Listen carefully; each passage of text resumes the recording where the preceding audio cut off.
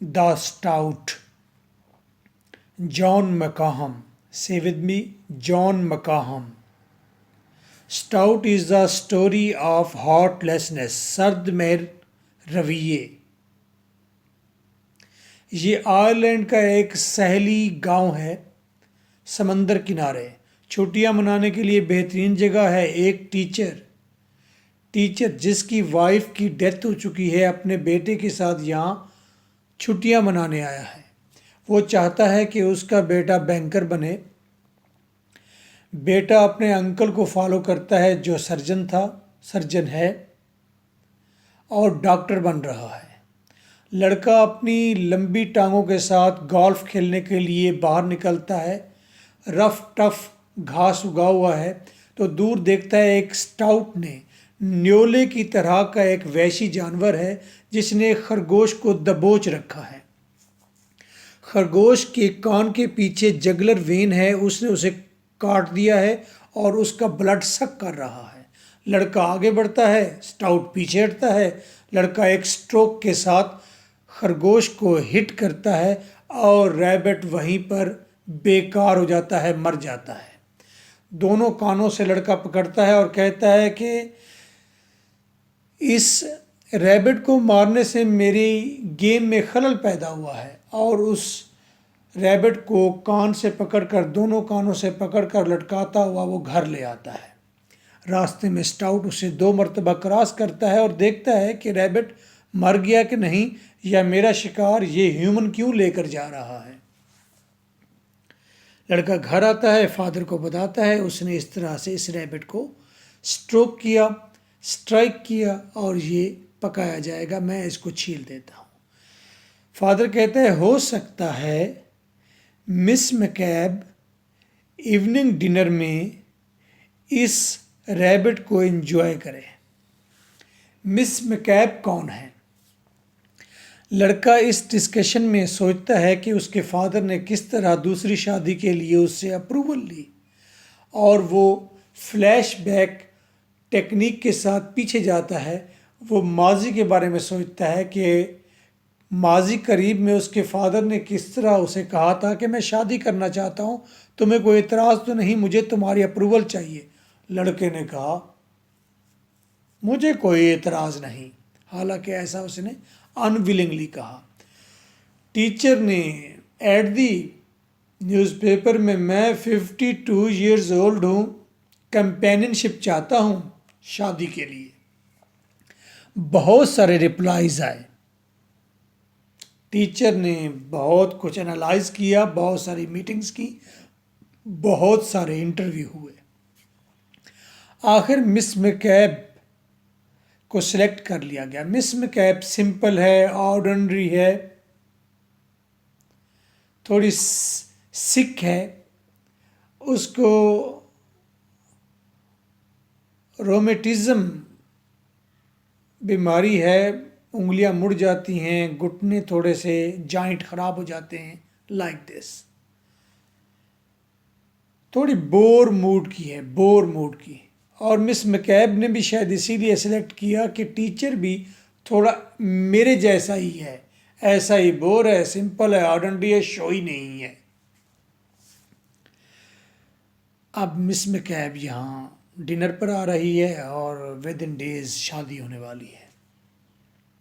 Miss मैकैब next day evening में dinner करती है और डिनर के बाद जब वो बाथ लेने के लिए जाती है, उसकी तबीयत ख़राब हुई, उसे हार्ट अटैक आ जाता है. मिस मैकैब हॉस्पिटल से होटल और रूम में शिफ्ट.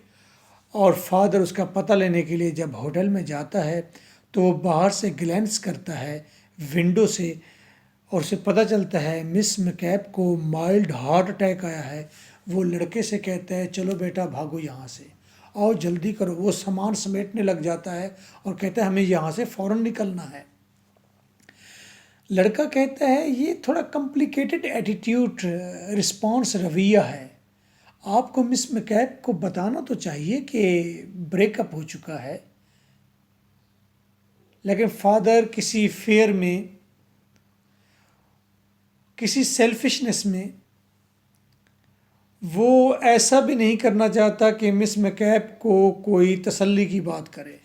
हालांकि मिस मैकैब अभी भी उस बेड में ड्रीम से भरी हुई है कि वो इस टीचर से शादी करेगी और ऐसा ऐसा होगा, खुशियाँ होंगी। लड़का फादर से कहता है आप जाइए, मैंने तो जाना है अंकल के पास, क्योंकि लड़के की अंकल के साथ बहुत अच्छी कंपेनियनशिप है, दोस्ती है, इकट्ठे वॉक भी कर लेते हैं, शराब भी पी लेते हैं। और उसका फ़लसफ़ा थोड़ा डिफरेंट है। और लड़का जो अपने फादर को छोड़ना चाहता है, उसके बोर रवैयों की वजह से वो अंकल उसको उसमें थोड़ा इनकरेज भी करता है। स्टोरी एंड हो चुकी है।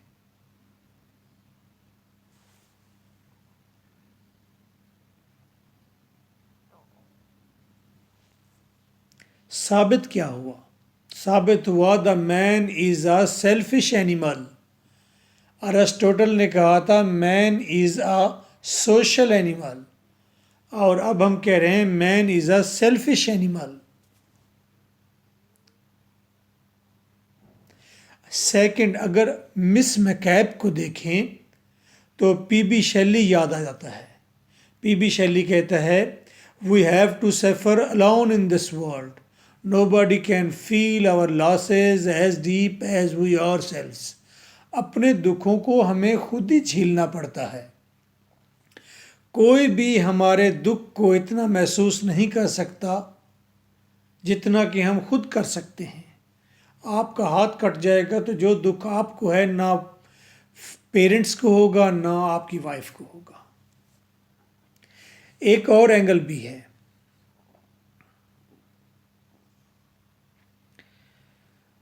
मियाँ साहब ने बड़े मियाँ साहब से पूछा आपको कभी किसी पर तरस आया है? उसने कहा हाँ आया है। किस पर? कहते हैं खुद पर। शायद इस टीचर को भी खुद पर तरस आ गया। आप इस पॉइंट को इग्नोर नहीं कर सकते। एक बीवी दफना चुका है, दूसरी से शादी करने जा रहा है तो हार्ट अटैक। कितनी देर, कितनी बार वो बीमारों के साथ रहे। किसी हद तक ये सेल्फिशनेस जस्टिफाई होती है। और पंडित कहते हैं शादी मोहब्बत से नहीं होती, पसंद से होती है। मोहब्बत से सिर्फ इश्क होता है। शादी पसंद से होनी चाहिए, पसंद से होती है। और पसंद चीज़ लाने से पहले आप उसे चला फिरा के तो देखेंगे ना कि पीस डिफेक्टेड तो नहीं है। अगर डिफेक्टिव हुई तो पसंद नापसंद में बदल सकती है। ऐसा ही हुआ। अगर आप इस फिलॉसफी से सहमत नहीं हैं तो आप खुदारा वो चीज़ मत बनिए जिसको कोई आकर पसंद या नापसंद करे। आप खुददार बने। सौदा ताकि बराबरी पर हो। यूनिवर्सिटी ने क्वेश्चंस रेज किए। How does the unnamed narrator explore the theme of selfishness in the stoat by John McGahern 2018 PU 2019 PU। आपने सेल्फिशनेस का थीम बताना है। There is nothing I can do for her. मैं अब उस औरत के लिए कुछ भी नहीं कर सकता। और शी फॉर मी, और वो मेरे लिए भी कुछ नहीं कर सकती। मैं कंपेनियन चाहता था, मैं एक सपोर्टिव करैक्टर चाहता था, मैं अपनी सपोर्ट चाहता था जो मिस मैकैब की सूरत में मैं लेना चाहता था। लेकिन मिस मैकैब अब डिफेक्टिव पीस हो गया है तो ना वो मेरे काम की है और ना मैं अब उसके लिए कुछ कर सकता हूँ। डिस्कस करें भुट्टा academy 2021। Discuss the theme of death as portrayed in the short story The Stout by John Malcolm 2009 Cambridge। Theme बताने हैं, थीम ऑफ डेथ बताना है। Answer, there is single answer of all these above questions. Answer, John McGahern has made the triangle. John McGahern ने एक triangle बनाया है, तकोन बनाई है, बिटवीन डोमेस्टिसिटी, एक एक कॉर्नर पर उसने डोमेस्टिसिटी रखी है कि फादर एंड सन का रिलेशनशिप, सन एंड अंकल का रिलेशनशिप, अंकल एंड अंकल के बिरादर का रिलेशनशिप, और फिर वाइफ और सेकंड वाइफ के प्रॉब्लम्स। डोमेस्टिसिटी एक पॉइंट। सेकंड पॉइंट उसने बनाया डेथ, जिस तरह के रैबिट की डेथ हुई, जिस तरह से डेथ हुई फर्स्ट वाइफ की, जिस तरह से डेथ होने जा रही है मिस मैकैब की, और जिस तरह से डेथ हुई है relationship between the Miss McCabe and the father, between the son and father relationship, उसकी भी डेथ हुई, और जिस तरह अंकल और फादर के रिलेशनशिप के दरमियान डेथ आ चुकी है, रिलेशनशिप भी मर रहा है। और थर्ड कॉर्नर पर वो रखता है सेल्फिशनेस, कि मैन कितना सेल्फिश है और किस हद तक ये सेल्फिशनेस जस्टिफाई है।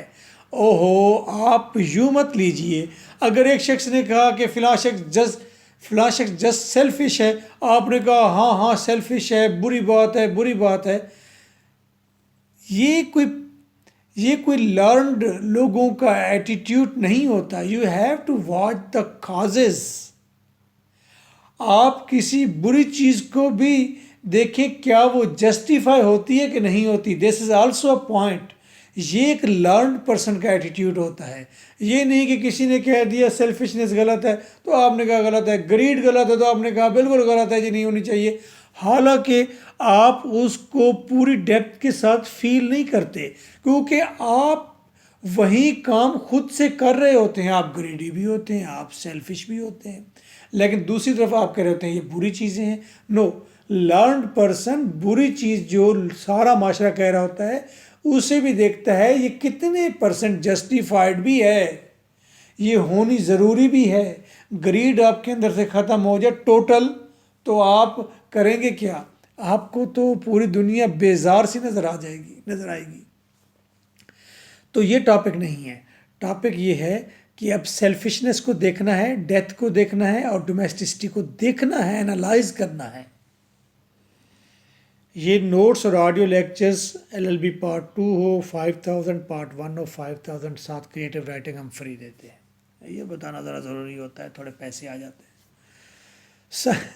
सन, द लॉन्ग लेग्ड स्टूडेंट, वो लंबी टांगों वाला student in a turtle neck, जिसकी गुलाई में नेक थी, कछुए की तरह की नेक थी। किल्ड इट, जिस तरह मैंने इन्वर्टेड कामास डाले हैं आप भी ऐसे डालेंगे। किल्ड इट, ये ओरिजिनल टेक्स्ट है। किल्ड इट, उसने रैबिट को मारा विद वन स्ट्रोक, एक ही स्ट्रोक के साथ। जो उसके पास गोल्फ स्टिक थी उसने वो स्ट्राइक की थी। And says the killing had made him lose his concentration, और मारना ने और रैबिट को मारना उसे महंगा पड़ा है, क्योंकि उसकी कंसंट्रेशन, तवज्जो हट गई कहाँ से? ऑफ द गेम से। वाह, एक रैबिट की, एक जिंदा चीज़ की जान चली गई और आप इंसान इतने सर्द महर कि आपको फील ही नहीं हुआ। आपने कहा इसने तो मेरी खेल में खलल डाला है। ऐसे ही होता है कि आप जब मुर्गी ज़िबा करवा के घर ला रहे होते हैं, ऐसा ही हो रहा होता है ना। आपको ये नहीं होता कि एक ज़िंदा चीज़ आपके लिए जान दी जा रही है, मर रही है। आपको ये होता है कि मुझे ट्रैफिक से बचकर कैसे जाना है, और ये चिकन लेने में मुझे कितना टाइम मेरा ज़ाया भी हुआ है। There is no remorse, no sympathy. उस लड़के में ना तो कोई अफसोस था और ना ही सिंपैथी थी। सिंपैथी, हमदर्दी नहीं थी। Even he want to abandon his father, यहाँ तक कि वो अपने फादर को भी छोड़ देना चाहता था। In his old loan selfish area, उसका फादर किस एरिया में मौजूद है? वो उस दौर में मौजूद है जहाँ पर वो बूढ़ा भी है, वो जहाँ अकेला भी है, जहाँ पर वो सेल्फिश भी है, उस एरिया में, ज़िंदगी के उस एरिया में वो लड़का उसे तर्क करना चाहता है। तो ये भी एक सेल्फिशनेस है ना लड़के की। ये ओवरऑल ह्यूमन बीइंग को डिस्कस कर रहे हैं। Father for self companion was interviewing. Father अपने साथी के लिए, बराबरी की बात नहीं, अपने साथी के लिए, अपनी डिज़ायर की फुलफिलमेंट के लिए, सेल्फ कंपेनियन के लिए इंटरव्यूइंग, वो इंटरव्यू ले रहा है द एप्लीकेंट, जिन जिन लोगों ने उन्हें लेटर लिखे हैं या मीटिंग का कहा है या फिजिकली आए हैं। एप्लीकेंट उसने कहा है। एप्लीकेंट का वर्ड, इंटरव्यू का वर्ड, शादी जैसे मामले में ये बड़ा ही सर्द महरी वाला रवैया है, टेक्स्ट में इस्तेमाल हुआ है। For both personality and appearance, father चाहता है कि जिस लड़की को वो दोस्त बनाए, वाइफ बनाए, वो अपीयरेंस में भी ब्रेव हो, खूबसूरत हो, इसे कहते हैं ब्रेव बॉडी, और पर्सनैलिटी भी बम हो, ज़बरदस्त हो। स्टाउट फादर, ये फादर भी स्टाउट की तरह का है। जिस तरह वो वैशी न्योला किसी नरमो नाजुक रैबिट का खून चूसता है, इसी तरह ये फादर भी ये खून चूसता है किसी ब्रेव बॉडी का, किसी खूबसूरत औरत का। Stout father selected a rabbit. ओहो, स्टाउट फादर ने आखिर एक रैबिट को सिलेक्ट कर लिया।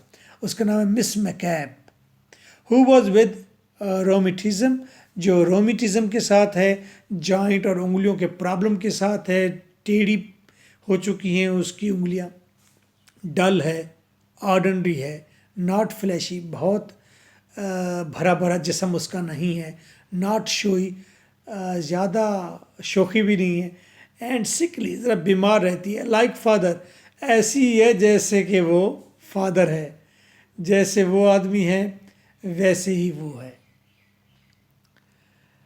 फादर ने भी कहा, किसी तरह तो तन्हाइयों की ये शाम कटे, विसाल यार नहीं कुर्बत अदू ही सही। अदू कहते हैं दुश्मन को। मुझे खला में भटकने की आरज़ू ही सही, तू मिले ना मिले तेरी जुस्तजू ही सही।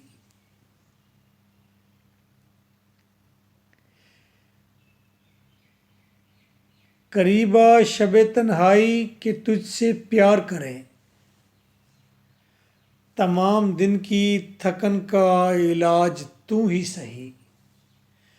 किसी तरह तो तन्हाइयों की ये शाम कटे, विसाल यार नहीं कुर्बत अदू ही सही।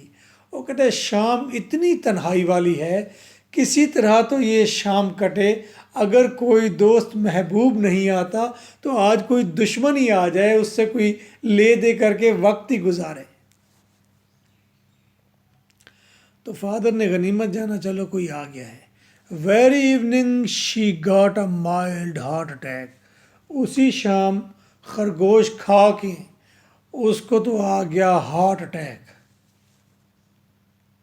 She was still full of dreams of the teacher. Bed पर पड़ी अभी भी वो टीचर के ख्वाब देख रही है। But the black beast just glanced from the window. लेकिन ये फादर, ये स्टाउट वाला फादर, ये ब्लैक बीस्ट, ये काला दरिंदा, ये उस विंडो से जस्ट झांकता है एंड एस्केप्ड, और भाग जाता है। It is complicated activity. Text में अंकल के वर्ड्स हैं कि मेरे भाई की जो एक्टिविटीज़ हैं वो कॉम्प्लिकेटेड एक्टिविटीज़ हैं।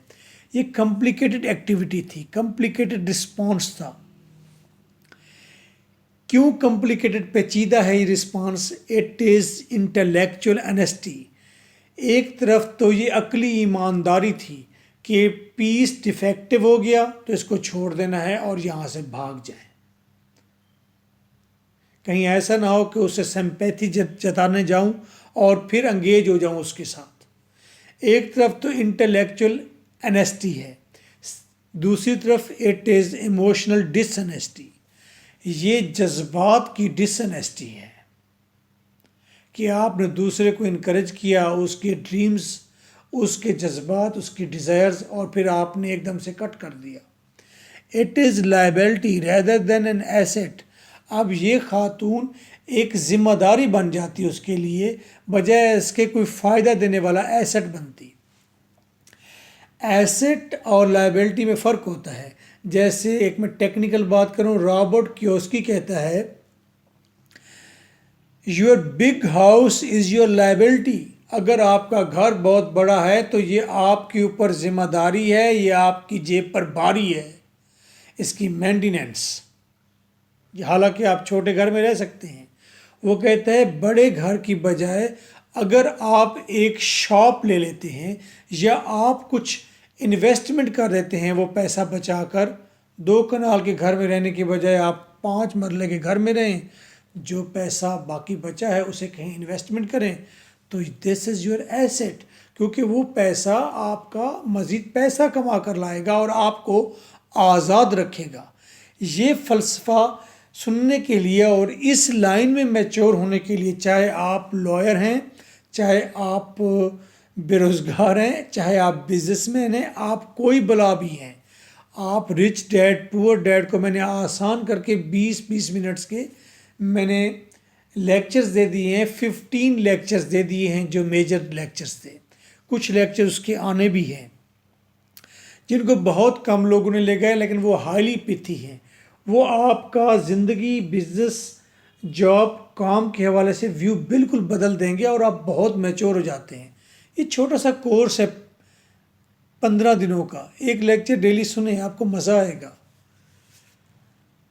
तो आप rich dad poor dad by M.K. Bhutta ऐसा लिखेंगे। अच्छा, तो ये खातून भी इस वक्त एसेट नहीं थी, ये घर में काम नहीं करती, बल्कि ये तो काम करवाती कि जनाब चाय भी हाथ में दो, मैं तो लेटी हुई हूँ, हार्ट अटैक आया हुआ है, क्या करते हो, इंसान भी हो कि नहीं हो।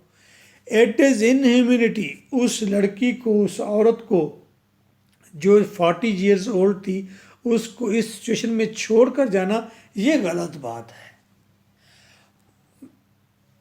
एक आदमी को कम से कम चाहिए वहाँ जाके बैठे और कहा कि बस ये हमारी शादी होने वाली, तुम बस जल्दी से ठीक हो जाओ।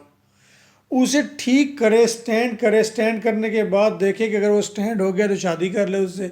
अगर देखे कि वो स्टैंड नहीं हो सका बंदा, वो और ही नीचे गिर गया, तो फिर छोड़ के भाग के आ जाए। एक कोशिश तो करनी चाहिए। ये ह्यूमन एटीट्यूड होना चाहिए। तो अगर आप उसे बिल्कुल ही छोड़ के भाग जाते हैं कि इसको तो मौत आने लगी है, तो ये इनह्यूमैनिटी है। एक्सीडेंट में भी ऐसा होता है ना कि कोई शख्स से एक्सीडेंट हो जाता है तो आप उसे बजाय पूछने के आर यू ओके, आपको हॉस्पिटल ले जाने की ज़रूरत है या ऐसा वैसा, या लोगों की गालियाँ भी बर्दाश्त करें, उसे उठाएं भी सही, हॉस्पिटल बिल भी ले आएँ, चाहे गलती आपकी है या नहीं है, ये ह्यूमन रवैया है। अगर आप उसे छोड़कर भागते हैं कि लोग गालियाँ देंगे और मुझे ख़र्चा भी पड़ जाएगा और उसके पेरेंट्स आकर मुझे कुछ कहेंगे लाइक दिस, तो ये इनह्यूमैनिटी होगी। बहरहाल हम ह्यूमन हैं। ह्यूमन का मुझे ऐसा लग रहा है मतलब ये है कि अगर साइंस कहती है कि इंसान भी एक जानवर है, एनिमल है, साइंस पूरे जोर से ये प्रूफ कर देती है। अगर इंसान एक जानवर मान लें तो जिस जानवर ने अपने अंदर नुकसान पहुंचाने वाले सारे के सारे रवैये माइल्ड कर लिए, डाउनग्रेड कर लिए, थोड़े कर लिए, कम कर लिए, वो ह्यूमन बन जाता है। मुझे आज ऐसा फील हो रहा है। उस औरत को छोड़ कर जाना, ये फिर एनिमल का एटीट्यूड है ना। उस औरत को इनकरेज करना और ज़िंदगी की तरफ वापस लाना, ये ह्यूमन एटीट्यूड है। बस अगर हम जानवर ही हैं तो जो अपने अंदर की वहशत को कम कर लेता है, खौफ को कम कर लेता है, ग्रीड को कम कर लेता है, सेल्फिशनेस को कम कर लेता है, वो शख्स ह्यूमन के दर्जे पर पहुंच जाता है। और जब मैं ये बात कहता हूँ तो इसका मतलब ये भी है कि कुछ जानवर भी शायद ह्यूमन के दर्जे पर हों, लेकिन ये बात आपसे हज़म भी नहीं होगी, आप एक्सेप्ट भी नहीं करेंगे। आप काऊ को ह्यूमन का दर्जा नहीं देंगे, क्योंकि काऊ आपको मिल्क भी देती है और नुकसान कम से कम करती है, और चारा खाती किसी जानवर को कच्चा नहीं चबा जाती। ये और बात कि मेरी नानी की एक बार बाजू चबा ली थी उसने। ऐसी स्टोरीज हमने बचपन में सुनी है, लेकिन मैंने तो नानी की बाजू बिल्कुल ठीक देखी है सारी ज़िंदगी, पता नहीं कहाँ से चबाई थी। खैर, मिथ्स भी बनाते हैं ना ऐसे। उस वक्त आपको पता है मुबल नहीं होते थे, तो अम्मी बैठी ना शाम को किसी दिन वेली होके ना ऐसे मिथ बना देती, नाना तुम्हारा एक दिन आया शिकार से, उसके जाल के अंदर इतना बड़ा सांप था। एक दिन नाना जा रहा था अपने बाप के साथ, तो बाद में पता चला कि नाना जो है ना वो तकरीबन कोई आधे घंटे से एक सांप के ऊपर ही चलता आ रहा था। सांप इतना बड़ा था, नाना को ये पता नहीं चला कि ये फुटपाथ है, रोड है, किनारा है, कि वो सांप के ऊपर चलता आ रहा था। और घर में नाना के अब्बू ने आकर कहा, सिल्विया इधर आओ, आज कोई चीज़ बांटो, आज तुम्हारा बच्चा जिंदा बच के आ गया एक बला के ऊपर से। ऐसी सी मिथ सुनाते थे। खैर, हम बात कर रहे थे इनह्यूमिनिटी की। तो फादर का उसको छोड़कर जाना ये इनह्यूमिनिटी है, इट इज़ सेल्फिशनेस। ये वाकई सेल्फिशनेस है। सेल्फिशनेस इज़ इंस्टिंक्टिव, लेकिन सेल्फिशनेस हमारी रगों के अंदर है। सेल्फिशनेस हमारी रगों के अंदर है, सेल्फिशनेस हमारी फितरत के अंदर है, but it is still raw. लेकिन दुख की बात यह है कि इंसान में सेल्फिशनेस है, इंसान ने इसको अभी तक कल्टीवेट नहीं किया, इसकी प्रिंटिंग नहीं की, इसकी काट तराश नहीं की। ये जैसे थी आज भी वैसे मौजूद है। जिस तरह के इंसान गोश्तखोरी करता है, तो ये उसके दो दांत वो शेर वाले दांत हैं, तो उसकी फितरत में है गोश्त खाना। लेकिन पंडित क्या कहते हैं, वो कहते हैं इस गोश्तखोरी की तबीयत को आपने माइल्ड करना है, इस नेचर को आपने रिड्यूस करना है, क्योंकि ये खून ख्वारी अच्छी नहीं है। आप घास फूस खाएं ना भाई,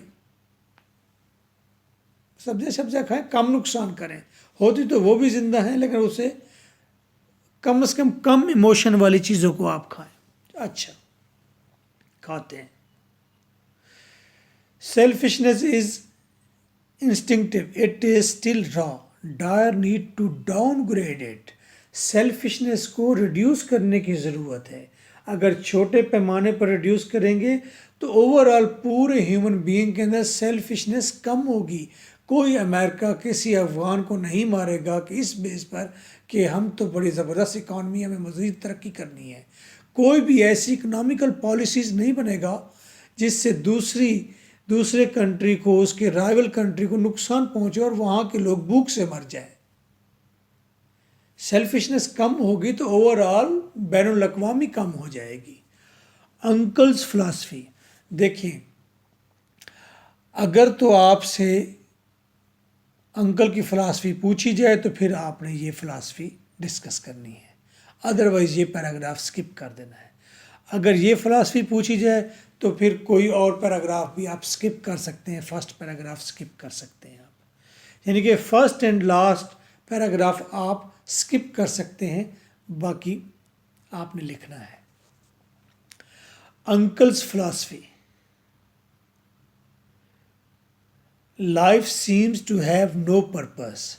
अंकल जो सर्जन था और आयरलैंड में रहता था और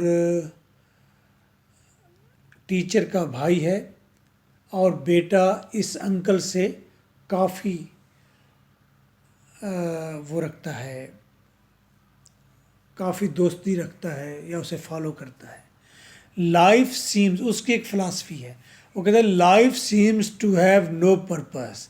ऐसा लगता है कि इंसानी ज़िंदगी का कोई मकसद नहीं है। हम सोचते हैं ना कि इंसान की ज़िंदगी का क्या मकसद है। हमारे तो मकसद छोटे छोटे होते हैं कि हमने भूख से बचना है तो जॉब या बिजनेस, शादी करनी है, बच्चे, और फिर स्टेटस, ये छोटे पर्पस होते हैं ना। तो जब आप 50 प्लस में जाते हैं तो आपको फील होता है कि ये पर्पस कुछ भी नहीं है। इसी तरह साइंटिस्ट कहता है हमारा पर्पस है कि हम ज़मीन से इंसान को उठाकर किसी और प्लांट पर प्लांट कर दें, इसलिए ताकि ज़मीन पर कुछ हो जाए तो वहाँ पर इंसान बच जाए। ये भी एक पर्पस है। लेकिन आपको इस स्टोरी में ये अंकल कहते हैं ये भी कोई पर्पस नहीं है। ऐसा लगता है ज़िंदगी का कोई पर्पस नहीं है other than to reproduce itself. ज़िंदगी का सिर्फ एक ही पर्पस है, मकसद है कि ज़िंदगी अपने आप को दोबारा पैदा करती है। दो करैक्टर मिलकर दो बच्चे पैदा करते हैं, यानी कि ज़िंदगी को रिप्रोड्यूस करते हैं। खुद वो फ्यूज़ हो जाते हैं, नीचे वाले फिर दोबारा दो बच्चे, चार बच्चे पैदा करते हैं, फिर वो फ्यूज़ हो जाते हैं, नीचे और शक्ल आ जाती है वही खदोखाल के साथ। तो ज़िंदगी ऐसा लगता है कि ज़िंदगी बेमकसद सी कोई चीज़ है और ज़िंदगी जस्ट रिप्रोड्यूस होती है और कुछ भी नहीं होता। Life comes out of matter. ज़िंदगी मैटर से आई है। ये मैटर नाइट्रोजन है, ये ऑक्सीजन है, ये मिट्टी है, ये हवा है, ये तिनका है, ये वुड है, ये कैल्शियम है, ये हड्डियां हैं, ये जो बुला भी है, ये मैटर है। ज़िंदगी इसी मैटर से आई है and goes back into matter. और ज़िंदगी दोबारा यही मैटर ही बन जाना है। गल सड़कर हम दोबारा मिट्टी, तिनका, कैल्शियम, नाइट्रोजन यही बन जाते हैं ना दोबारा।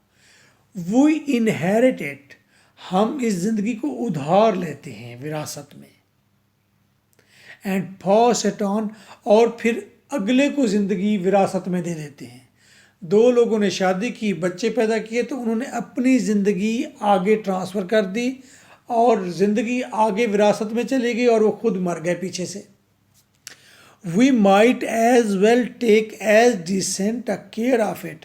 हमें ज़िंदगी की एक डिसेंट केयर करनी चाहिए, ठीक है, एज वी कैन, जितनी केयर हम कर सकते हैं। यानी कि फादर अकेला फील कर रहा है तो उसे केयर करनी चाहिए, वो एक कंपेनियन ले आए। फादर को लगा ये कंपेनियन उसके लिए ठीक नहीं है, वो उसे छोड़ दे। You can not go against love. आप मोहब्बत के खिलाफ मत जाइए। मोहब्बत होती है तो आने दीजिए, होने दीजिए, कीजिए।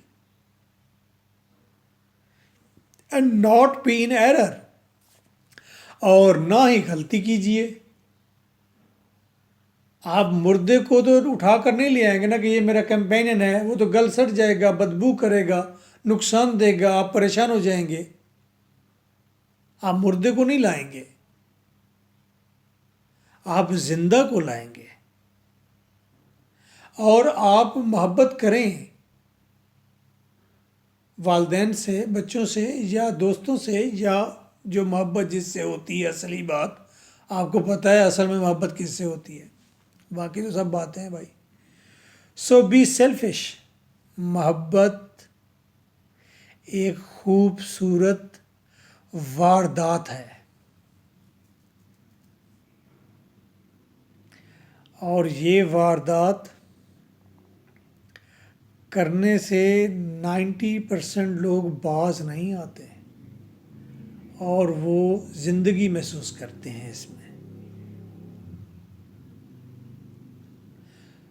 सो अंकल की फ़िलासफ़ी है, so be selfish to live this life. आप सेल्फिश होकर ज़िंदगी को गुजारें। ज़िंदगी के हवाले से आपको सेल्फिश होना चाहिए। As fulfilling your life. ज़िंदगी में ज़िंदगी भरने के लिए आपको सेल्फिश होना चाहिए। एंड हैप्पीनेस, और खुशियों में खुशियाँ भरने के लिए आपको सेल्फिश होना चाहिए। सो आज सेल्फिशनेस का हमने एक छोटा सा आपको क्रिटिक दिया कि किस तरह से सेल्फिशनेस पॉजिटिव भी है और नेगेटिव भी है। बड़े राइटर्स की यही खूबी होती है कि वो ऐसे सेंसिटिव इश्यूज लेकर आता है, ऐसे अहम पॉइंट लेकर आता है जिसके नेगेटिव और पॉजिटिव इक्वल एज होते हैं। तो आप इन वन लाइन उन्हें रिजेक्ट नहीं कर रहे होते, बल्कि राइटर आपको तवज्जो, आपको फोकस दे रहा होता है कि देखिए इसके दोनों पहलू हैं। ना कि आपको किसी ने कह दिया जो रविश चली हुई है कि दिस इज़ रॉन्ग, तो रॉन्ग रॉन्ग रॉन्ग रॉन्ग बस कहकर रॉन्ग को फील नहीं करना, बस रॉन्ग ज़बान से कह देना है। ना ही ये जुरत करनी है ये रॉन्ग 30% राइट भी है, ये भी जुरत नहीं होती। आई होप कि आप समझ गए होंगे।